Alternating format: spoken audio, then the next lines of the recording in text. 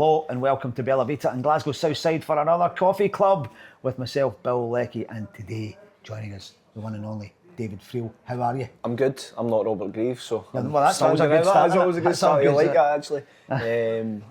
He's apparently away hacking around a golf course. That's what I've been told. That's my sources tell me. Will he be wearing his big sombrero and his droopy moustache? Yeah, I think so. What I would also say is his handicap is questionable. I think he's going to be claiming a far more shots than he should be. A shark, a golf shark. Absolutely. Anyway, he's not here. Enjoy your golf, Robert. Enjoy your golf. We are here and we're talking football, and we're getting to that end stage of the season where running out of games, running out of weeks. Some people run out of time. One of the clubs I would say running out of time in terms of getting things moving is Rangers. Very much so. Barry Ferguson very, very openly at the weekend said we need to make a decision right now on where we're going, and that includes telling him whether he's in or he's not in, and get this deal over the line. Where do we go from here, kind of thing? I agree with him. I think time is ticking on, as you say, Bill. The pre-season arrangements are creeping up. On Rangers. The first Champions League qualifier, which we now know that's what it's going to be, is on July 22nd, I think, 22nd or 23rd. So you've got to be training basically by the end of June? I would imagine so. We were actually talking about this yesterday. You would think Rangers would probably want to give themselves 3 or 4 weeks to get prepared, but there's big decisions to be made on personnel, on players, on signings, but the biggest decision of all is the manager. And I now wonder whether Rangers will make an appointment pretty soon on the manager, because I don't think they'll get much time now. Do you think it's Barry? I don't think it'll be Barry. I think Barry has been... There's probably in the last couple of weeks, there's been times where I think he's resigned to himself not to be getting it then. I thought maybe after the game on Sunday he was a bit more upbeat on chances. He didn't seem as down on that. I don't think it'll be him. I think he'll be in the conversation. I would imagine that the new investors just want a fresh start. And whoever that means, I don't know. Do they go for him? Do they go for someone like Marco Rose? I would probably be more inclined to give it to someone like Sean Dyche, to be perfectly honest with you. I just think I do. I just think he's obviously got links with Kevin Thelwell at Everton. I just think someone like that would come in and build something at Rangers. I think he's got a good track record in England. I thought he did. Well, he obviously did amazing at Burnley. And I just feel like he'd come in, get a bit of identity in that Rangers team and build something, and I think he's got the personality to handle the job as well. Does style of football matter? I don't think so. I wouldn't say...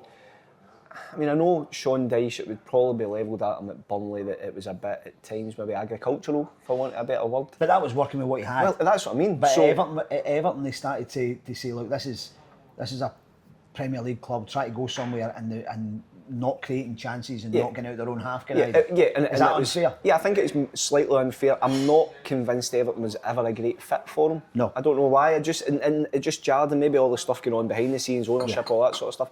I'm just not sure it was the right fit for him. But I think someone of Sean Dyche's experience and know-how could come into Rangers and certainly make them better, certainly attract players from a market down south and abroad. And I just think someone like that would... I just think you need someone with personality. You need someone who understands... He's got that. There's no doubt about that. Exactly. You need someone also, I think, that understands Scottish football, British football, and what Rangers need, and also won't be... I don't mean intimidated, but will be ready for the challenge of taking on Celtic. He would be fantastic from our point of view, media-wise. He's a funny guy.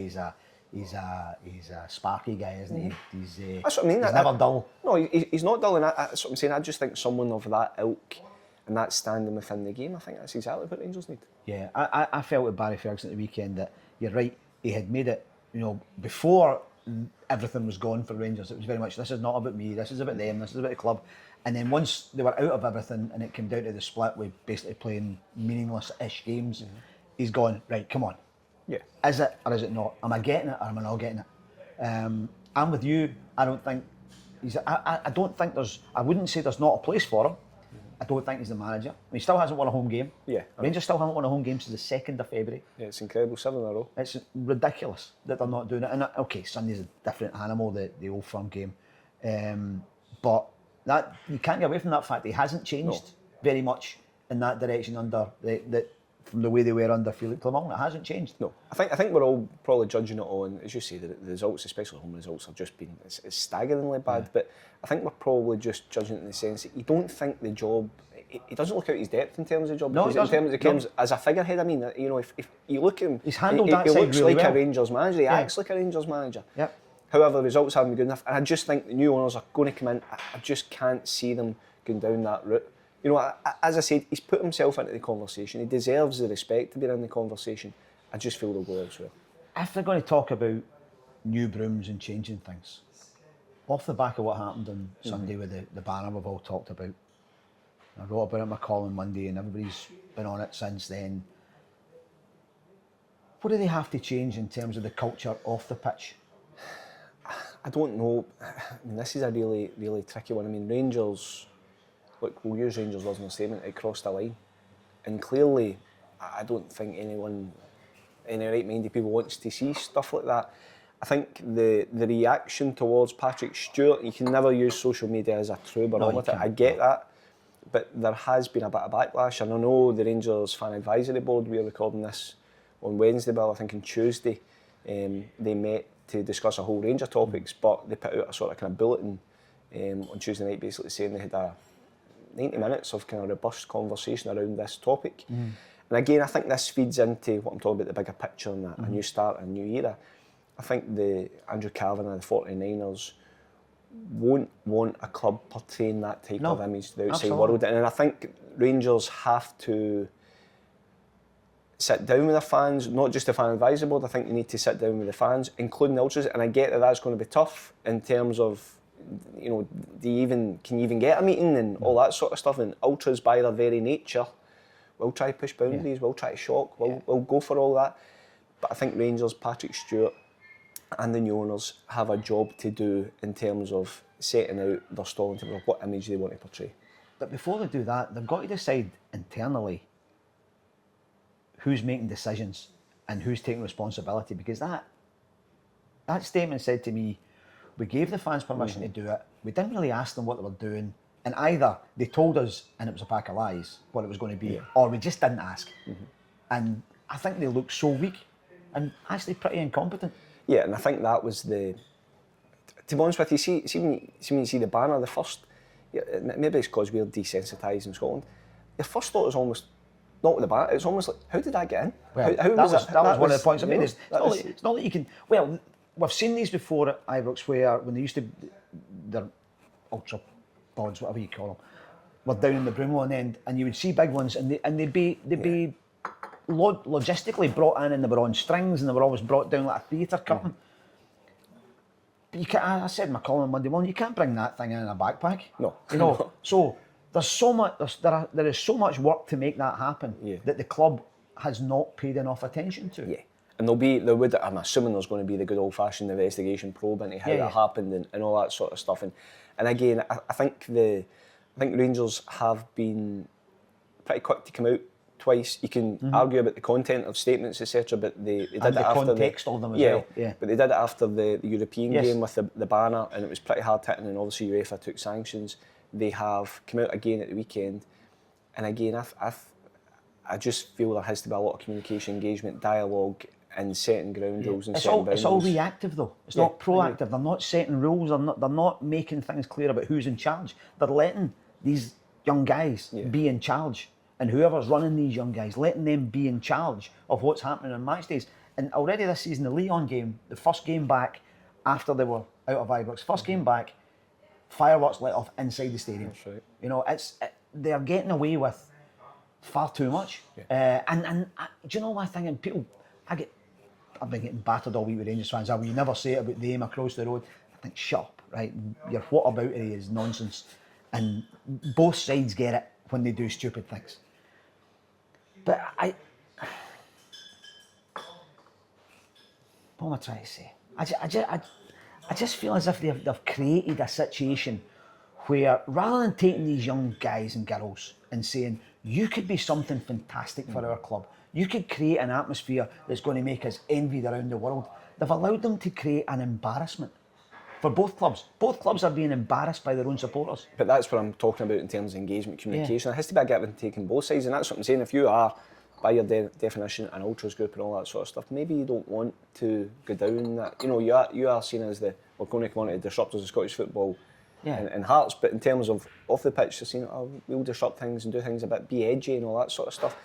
I think Rangers clearly have set out their stall that they don't want to have that image, all that portrayed, so therefore it's going to come down to Patrick Stewart having the ability to sit down with people and say, look, let's work together here, as you say. You can be edgy and disruptive without pointing shotguns at the opposition fans. Yeah, and that's what I'm assuming that's what Patrick Stewart from the Celtic saying. side, you can be edgy without, as I remember the image, the sort of Northern Ireland image of the guy with the gas mask and all that stuff, and all the stuff, and all the Palestine and Israel and all that stuff. You can be edgy without all that nonsense. Yeah, and that's what I'm saying. That comes down to, if you want to talk about both clubs, having the communication and being able to sit down. But I'm not sure does that happen? Can it happen? Well, I'm not sure you're right. I don't know what conversation you can have with you, but both clubs have created their own little monsters. Yeah, but that's ultra groups by their definition. Yeah. That's what I'm saying. I think once you have a level of, say, influence, or there's so many, it's a growing number of ultras, then I don't know how you then put the cork in that. I generally don't. Well, here's an interesting one. Apropos of nothing, we're in here in Bella Vita, and Mimo, who owns the restaurant, is going over to Naples. He's from that area, and he's going over in a few weeks with Napoli closing in on the Serie A title. My wife's family are from Naples, and we go across there a lot, and I meet guys there. And what the club did there was they had hooliganism running riot. So they started giving the leaders off, if you want to call them that, whatever Italian is for leaders off. They gave them jobs within the club. You're in charge of the club shop, you can come and work in catering, you can work on the pie stalls, you run the turnstiles, and you control the fans now. And if they step out of line, it's your fault. Which I thought was a great thing to do. Bring them in the tent. It'd be quite a radical move. It'd be a radical move with Rangers Celtic, yes. Anyway, we're talking about disruptors. Let's move on to, actually, before we move on to other disruptors, let's cross the city and have a quick look at Celtic. They went to Ibrox missing, I think what you saw on Sunday was as soon as Celtic are missing a couple of players, they look a little bit thin. There was very little on the bench for Sunday without Jota and Kuhn and Johnson. Yeah, I mean, I think if you look at Celtic, the team that took to the field, no Schmeichel, first choice goalkeeper, no Alistair Johnston, Kuhn, Jota would start if fit and flying. Yeah, you then look behind that, and as you say, I mean, once you get past Bernardo Silva and Yang, you have, young Johnny Kenny come on, could have had the glory moment at the end if Diaz and Maeda had tapped it across to him. I think Celtic do have a bit of work to do in January. I think, in the summer. I think that's been clear for a while. And Jota's injury clearly changes things. What do you think further. they need? I think they need. I think what they need, in terms of on paper, they would probably need another winger. I think because they've only got the 17 and 18, haven't they? But obviously Jota being injured, really, I can see them signing at least two wingers, to be perfectly honest with you. I've felt for a long time Celtic need a sort of midfield, and I don't mean enforcer because that's a kind of very dinosaur-y word in terms of. I think they need someone with a bit more muscle in the middle of the park. Okay. Just for certain games, European games, certain games, especially against Rangers, maybe other away games in Scotland, I think they could do with someone just with a bit more steel in there. And I would also look at the centre half area. Yeah, I think they need height. Kieran Tierney's coming in clearly, who will be an upgrade there. But he's not a monster at the back. I think they need someone with a couple more inches in height on Cameron Carter-Vickers or Trusty or Scales, because I think Carter-Vickers is a really terrific defender, a siege defender. I think he's got great timing, he's got good positional sense. The other two on the left-hand side of him, they've had good spells of the season, with bad spells. I think when you look at them lining up at set pieces, they look very small. Yeah. Yes, and that's what I'm saying. I think if you look, see if Maeda plays and then you get a kind of more powerful midfielder and a bigger centre half, that would completely transform that in a sense. But Celtic, as a team, they don't have a lot of and they don't need it the way they play. No, in our game, they don't need it. And in Europe, it's okay. Dortmund ran over the top of them, but even against Bayern Munich, it wasn't a physical. No, they weren't outweighed in physicality. No. But I do see, to touch on the centre half point, I think Cameron Carter-Vickers clearly stick on first choice. There you go. I think Trusty and Scales have, as you say, take turns. They've had good spells. They've had indifferent spells. I don't think either one of them has really said, I'm the man. No. Nobody else is getting that jersey. Nawrocki even came in, looked okay for a while. I think he's probably That's at times deserved, but he's I think he probably have to move on for his own sake. So if I was Celtic, I would say I'd spend big on a centre half. I think a big centre. I think a really top centre half to play next to Cameron Carter, because completely with Kieran Tierney there as well would elevate Celtic a big difference. I would then sign a powerful midfielder and probably at least one winger. And I think if Celtic get that, and that's before we even talk about any potential sales, because there will be interest in certain players, then I think Celtic will go to a stage or a level that Brendan Rodgers wants to get to. And do you think next season Maeda shoot, presuming he's there, and has a, nobody comes down and steals him away, should be the main striker? I would say so, but I also think Idah gets a raw deal. Yeah, I genuinely do. I think for a guy who he scored 18 goals, he tends to score in kind of big games, right? And I also feel that, like Arnie Engels, he was signed quite late in the window, and I know he played last year, right? But it was a disrupted summer from him. This is the word of the day. I know, exactly. Well, the disruptors. It was a disrupted summer. It went on too long. Celtic eventually overpaid for him. They did overpay for him, but it went on and on and on. Is it coming? Is it happening? He eventually signs. He doesn't get a full pre-season with the team. He's then playing second fiddle to Kogo, even third fiddle, if you want to talk about that with Maeda. He's been asked, I think he's the type of striker that when he gets in on the games will be better. He's been asked to come in off the bench for 20 minutes here and there. He's still got 18 goals. I still think in decent games, I know he claimed the goal against Young Boys, right? It wasn't his goal, it was an OG, but it was him that got it, right? And that was a definitive goal in Celtic's season, got him through to Aston Villa, scored against Rangers again, scored in the semi-final. I think he's a player who can develop, and I don't think he's been anywhere near as bad as people say. I think if you said to most Celtic fans at the start of the season, Maeda will end up with about 20 goals this season, you'd be saying, right, 100%. I don't think he's bad. I think he's very limited in terms of. He's only 24 as well, so there's a bit of development. There is, but there's a when you see him going clean through and goal the way he did on Sunday, right before the Rangers goal, and it doesn't look. To me, when he's in that position quite often, it doesn't look as if he really believes in himself. Now, if maybe that's a thing, maybe it's a confidence thing, maybe it's a psychological thing, but I think he needs to be more selfish. I know what you mean. He needs to be more hungry in front of goals. But bizarrely, if you want to talk about the three key actions of Maeda at the weekend, he has a simple pass to James Forrest that he doesn't misses. make it. He's then clean through and he misses. But see his goal. His goal came out of nothing. Really, the ball ricochets to him in the box. It's a lovely little flick into space. And the turn quick. And he gets a little clip off. But that's what strikers do. That's what I'm saying. If you hit the ball well enough, you take the flick off. So he's clearly still rough around the edges. I think he's got development in him. But I think with a settled summer, a good pre-season, I think Maeda can come back and play another big part for Celtic. But as I say, he's probably going to end up with about 20 odd goals this season. That's okay. That's okay for a striker in his first season. But I think if Celtic can get a winger of a certain quality, given that Jota's probably going to miss a fair chunk of next season, then you would probably play Maeda through the middle before him. And would you be you're then looking at somebody to play down the left? Do you think Nicholas Kuhn's still the man No, on the right? I would probably look for one. I mean, you've got James Forrest, you've got Yang, you've got Kuhn, Maeda can potentially play out there. I would probably look at one that could play either side. And Brendan Rodgers did allude to this recently when he was talking about Daisy Maeda's kind of emergence as a striker, where he said it might be easier for Celtic to go and get a top-class winger, that was his words, to get a top-class winger, which is cheaper than a top-class striker. That's what he's basically saying. So you could maybe get a top-class winger for £8 or £9 million, but if you want a real top-class, £12 million. Probably even more than that. Yeah. So I could see that, but I think Celtic have got a lot of work to do. In terms of outgoings, look, I've said for a while that I just wonder about Reo Hatate, and I don't think it's anything. I think he's actually played his best football for Celtic in the last 3 or 4 months. I think but there's something not there, isn't it? No, I think he's been. Something. I just wonder whether he wants a fresh challenge. Yeah. And you know what? He's been here a long time. He's not getting any younger. He's got Japan ambitions. He's probably looking at other guys playing in England, playing all over the place. I just wonder about Reo Hatate. I just wonder if he's reached the natural end of his time at Celtic. And see if he has, what a signing he's been, what a servant he's been. Would you then be looking at Lennon Miller?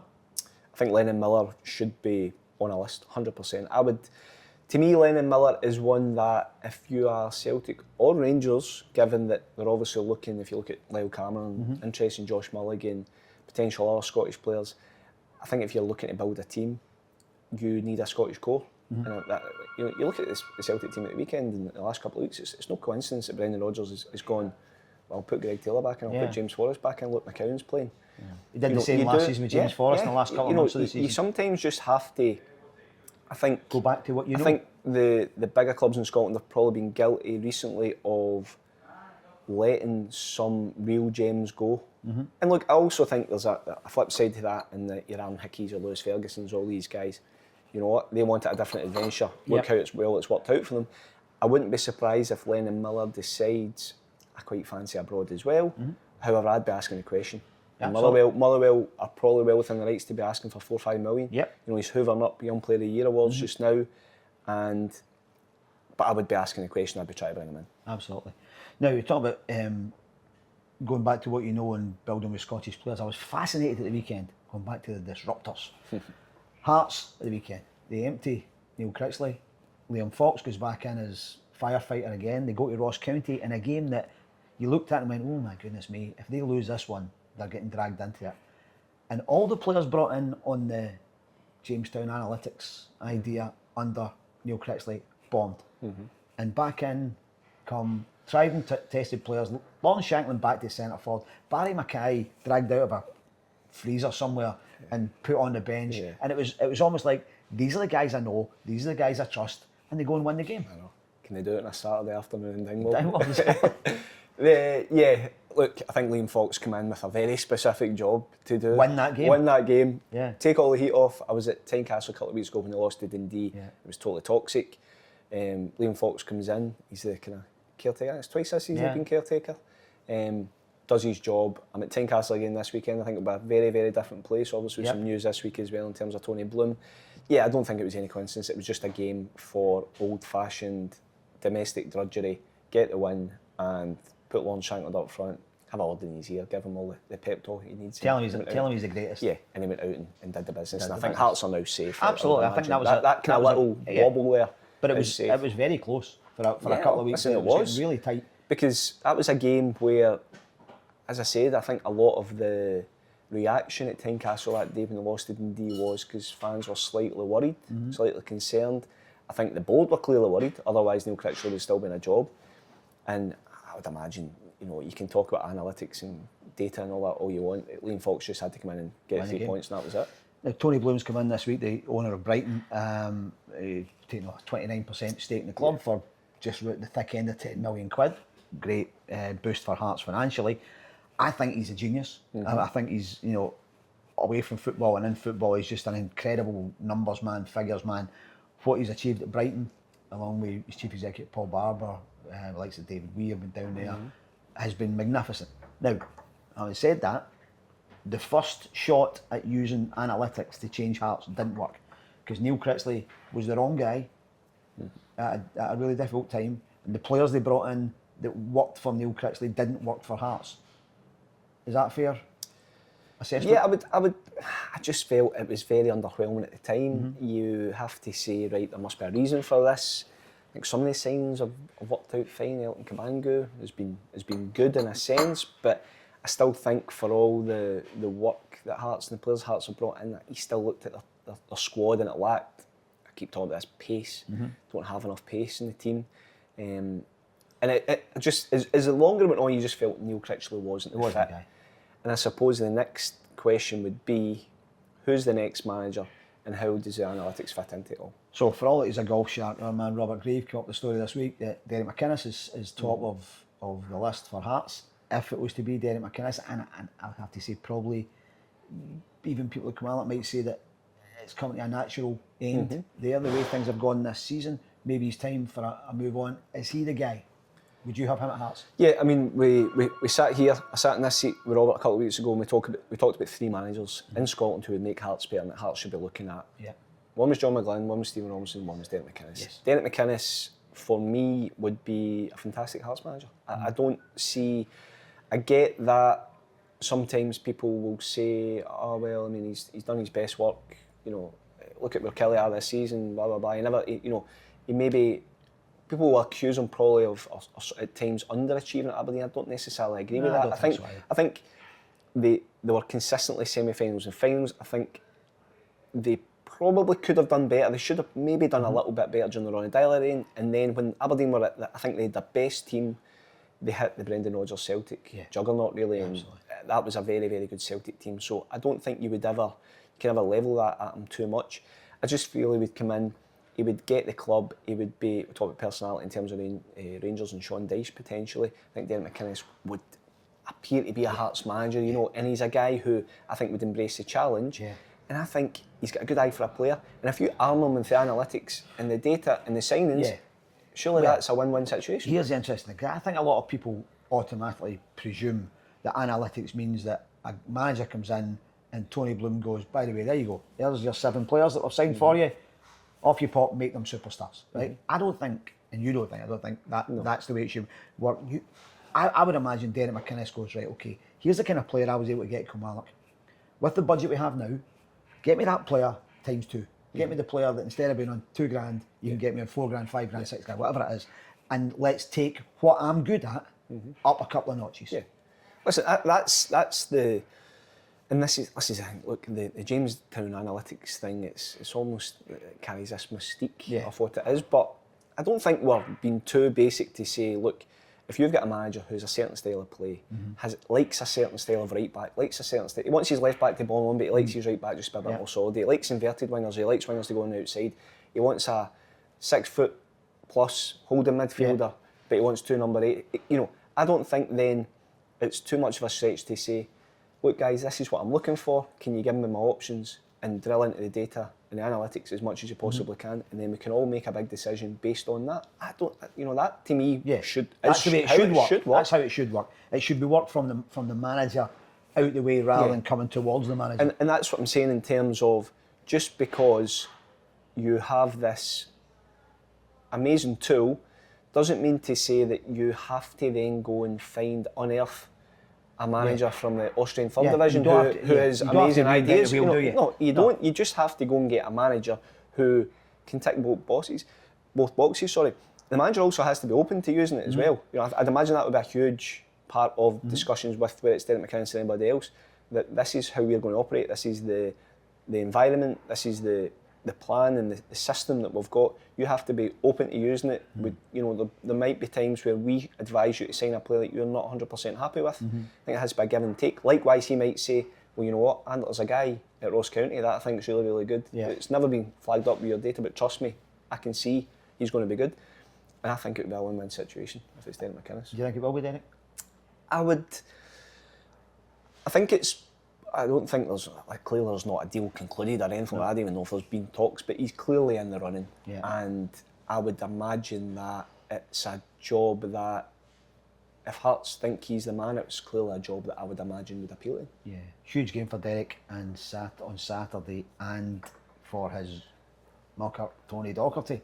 Kelly playing Dundee, still both there or thereabouts in the kind of second bottom stakes. I think Kelly are almost okay. But the result on Saturday was just take it all off, wouldn't it? I watched Kelly at St Johnstone at the weekend, and they just looked like Kilmarnock, and I mean that as a real compliment.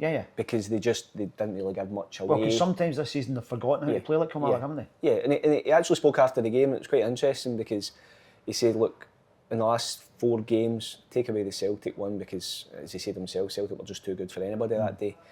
We've won 3 games 2-0, and that's what they do. It just reeks of Kelly. That's what they do. Absolutely. And they just looked. Danny Armstrong back to his best. Fraser Murray was good. They had a better balance just about the place. Like David Watson, who, you know, it can sometimes happen as a young player. He was so good last season, his breakout season, and he's been in and out of the team this year. But his goal was outstanding. The way it's worked, and still had work to do. He's a really good player. I think he's made a real difference in the last few weeks, just coming in and just getting after people. You know, see, a lot of people criticise the way Kelly play under Derek. He plays sometimes 4 centre halves across the back, basically. I love the fact he's got basically 2 people sitting there, 2 wide guys, 2 strikers. 2 strikers. So when they're attacking, it's almost 4-2-4. You know, and they sling balls that I don't think there's, and it's the same way as St Mirren, you know, playing a very physical way. You know, and you hear that phrase in football, oh, they play a certain way, and that's meant to say, I don't like the way they play. But I think if you're doing it and it's working and it's getting results and it's not boring, You know, it's not as if they're boring people to death. No. They're slinging balls into the box, they're attacking balls. That's what football's about. And he's also not one-dimensional because he actually felt, and he spoke after the game, because he made, Bobby Wales, who's heading to Swansea, he took him off at half-time, put Rory McKenzie on, and kind of said after the game, he said that there were certain things in the first half that he wasn't overly happy with in terms of the midfield. So he just went to a 4-3-3, pretty much. And it just shows you, he's played a back three. It's something, see, but, it's one of the kind of pet peeves. You're looking at a team, you're thinking, how are they going to line up? I like to know how they're going to line up, right? And then you think, sometimes Kelly, you're like, who's Corey and Dava playing? Is he playing left back, centre half, or is he playing centre midfield? He's sat in front. But that's he's played left centre half, he's played left back, He's adaptable, he does this man-for-man thing, which is brave. Yeah. And sometimes this season you've thought it's been too brave because he's left them a bit exposed. But I would, again, I'm no Derek McInnes's agent here, but I would go for him for the Hearts job. Up the top end, difficult weekend coming up for Hibs and Aberdeen. Yes. Both away from home to the Old Firm. Hibs are away to Celtic on Saturday, and Aberdeen are away to Rangers on Sunday. I would think that made last weekend a really big one, the fact that Hibs won and Aberdeen lost. Yeah, it was almost like you just wanted to get your work done before one that you might need to write off. Look, are Hibs capable of going and getting some form of result at Celtic Park? I think with Celtic having one eye in the final, Cameron Carter-Vickers is coming out, Alistair Johnson coming out to rest injuries. I don't imagine he'll take any risks with others. I think Hibs could go and maybe get a point, you never know. Aberdeen, you think to yourself, again, you'd look and that's a real tough game for Aberdeen. We spoke about Rangers' home record. Exactly. And Rangers are under more pressure, I would think, on Sunday than Aberdeen are. Absolutely. I know Aberdeen are fighting for something, but Rangers... It remains a big game, Aberdeen-Rangers, Rangers-Aberdeen, doesn't it? So there's always edge to it, there's always a bit of nasty to it. And Barry Ferguson, we speak about him and how well he's handled himself, but he will feel, a personal slight in the fact that Rangers, this home record for Rangers, yet to win a game at Ibrox. Well, does he want to go to, he's got 2 more home games, hasn't he? Aberdeen's got Dundee United. Does he want to go be the only Rangers manager never to win a home game? That's what I'm saying. So they'll be up for Aberdeen, but I actually think Sunday will be a really good game, and I think Hibs are going to go and have a go. Hibs have got nothing to lose. No, absolutely. They've got the wee cushion. Go and have a go at Celtic. Do you know Aberdeen? I was at Aberdeen Hibs 2 weeks ago now when Aberdeen won 1-0. A great goal from Kevin Nisbet. There was very little in the game. Hibs probably gave their poorest performance since this run began. And Aberdeen had a real chance to go and build on it. And again, I was there on Saturday at St Mirren Aberdeen, and Aberdeen just never shot on target. Really, that big support down with them, and they can be such a disappointment at times. There's times where you think it's all clicking for them, and they look exciting. You get Keskinen and guys like that running, and you think Kevin Nisbet's been playing well, good team, really good team. And then there's times where you look and you think they're never going to create a chance. And I don't really know sometimes, a bit like Hearts when you watch them. I don't quite know what it is they're trying to achieve. You can see that they go, Shane Morris, Topi Keskinen, let's find the fast guys wide and see what we can do. But after that, they don't really seem to have midfielders who are charging out the box to join in. And I don't get them. I think there's good elements to Aberdeen, and when they're good, they can be really, really effective. But their inconsistency and their up and down, and I agree with you. I would speak about a million clubs in the business have got to do in summer. I think Jimmy Tillini's got a fair bit of work to do if he wants to mould. And yet he's done an awful lot of work already. He's gone through a lot of players. He's changed his defence constantly over the season. It's never been settled. And that was Nicky Devlin back in for the first time in a couple of months. Centre halves have changed constantly. Left backs changed through necessity. I'm not quite sure what he's going for. But would you say he's done a good job overall? That's the question. I don't know. But if you get the cup final, you get a semi-final, and you can potentially finish third. If they finish third, and they've got the cup final, obviously, you'd say in your first season it's good. But then people say, well, Aberdeen should be kind of up that way, It's just difficult to know because they had such a brilliant start, and then now. If it was the other way about, if you look at Hibs had a terrible start and then had a magnificent run, and people are saying, including myself, David Gray is up there manager of the year. I think he should have been manager of the year. No offence to John McLean, who I think is a genius. I think David Gray, for me, manager of the year for what he's achieved from where he was in his first season of management. But if you flip it round, you say you have a great first half of the season, a terrible second half of the season. Have you been any less of a manager than the guy who does it there? That's what I'm saying. I think he's. It's been so. I think everything is clouded with Jimmy Tillman because of that bad run they went on. Yeah, I genuinely do. Which is over a third of the season. Yeah. But then you look at the start they had, and look, I think overall he's done a good job, and I don't think you can discount the fact he's got a Scottish Cup final and all that sort of stuff. See if you're watching a team and you're 3-0 up with 20 minutes to go and cruising, and it ends up 3-2. Is it a better win or less of a win than if you're 2-0 down with 20 minutes to go and you end up winning 3-2? No. Because I would have been more excited if it coming from 2-0 down to win 3-2.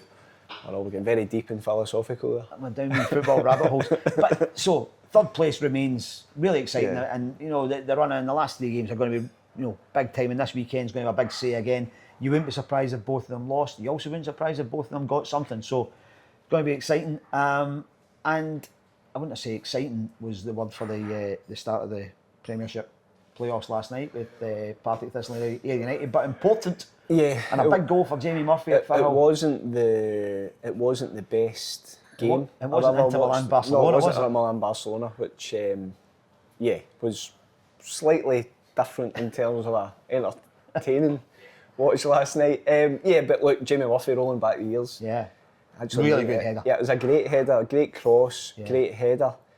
But Jamie Murphy's making me feel old. I remember Jamie Murphy when he broke through. I know. And now you're like that, the veteran with the grey hair. I mean, I've got grey hair myself, but you know what I mean? It's just you make yourself.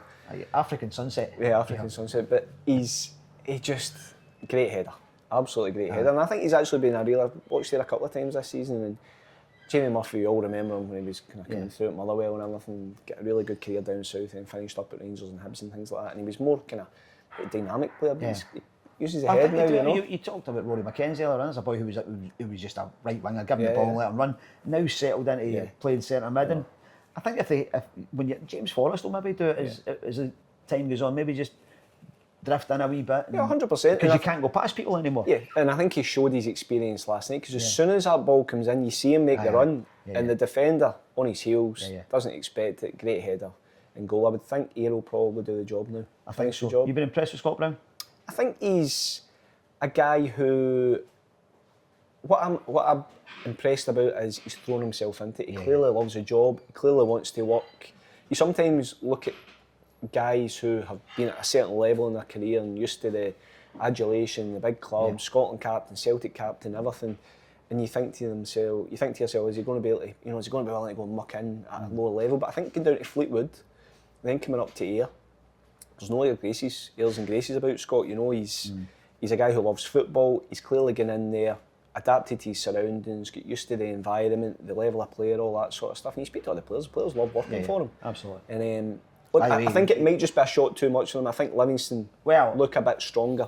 However, I think Ayr are a team on the rise, a club on the rise, and I think they've got a manager. Can either of them, or any of them, if you include Partick Thistle, can any of them beat whoever finishes second bottom? Whether that be Ross County, who are now perennial playoff winners. My gut feeling is it's going to be Ross County, and I would say that for Ayr or Partick, getting past Livingston would be harder than getting past Ross County. I think whoever wins the championship playoff element of this will get promoted. Ooh. Genuinely. I think two will come down to the Premiership. You heard it here first. I think if it's Dundee will be fine, but I think if it's Ross County, which I'd imagine it probably will be. You think that if you play enough playoffs, then eventually your time runs out? I just felt last season, I think Ross County looked a bit stronger. I'm not convinced this season. No, I sometimes think that you look at teams in Scotland now and again, and it happens with St John's a bit, it happens with Motherwell with me sometimes. You look at them and you think, I don't recognise these guys. I don't know. And you pride yourself in knowing the game. You think so many guys come in and some get in, and because they're trying to bring guys up to Dingwall, sometimes they're going down south, they're bringing in players. I'm saying, I don't see the identity. Well, we can see they do have a physical presence still, especially at the back, and they've got a good goalkeeper. I like him, Issa. However, I just look and I just wonder whether a Livingston, I think it'll be Livingston that will come through it, right? I think Livingston will play. I think so as well, yeah. I would fancy Livingston over 2 legs against them. Big task for Don Cowie. I like Don Cowie. Wish him all the success, but you can't keep finishing second bottom and hoping for the best, can you? And that's it, and that's what makes these games in the next couple of weeks so big. I mean, Ross County have a huge game against St Johnstone at the weekend. They can basically relegate St Johnstone. They can relegate St Johnstone. So huge game, but my gut feeling is Livy might do it. you go. Well, it's been fascinating talking to you, David, as ever. We are now going to take these cakes back to the office where you'll make some friends by handing them round. We'll get some Rocky Road, we'll get some little custard donuts, and we have our great friend, Mr. Tiramisu. So we'll get these boxed up and back so the people back at Scottish Sun Towers can get prepared for afternoon tea. Lovely talking to you. Same, Bill. Whatever you're doing over the weekend, enjoy it. Like, subscribe our Coffee Club podcast, and we will speak to you again very soon. Enjoy your football.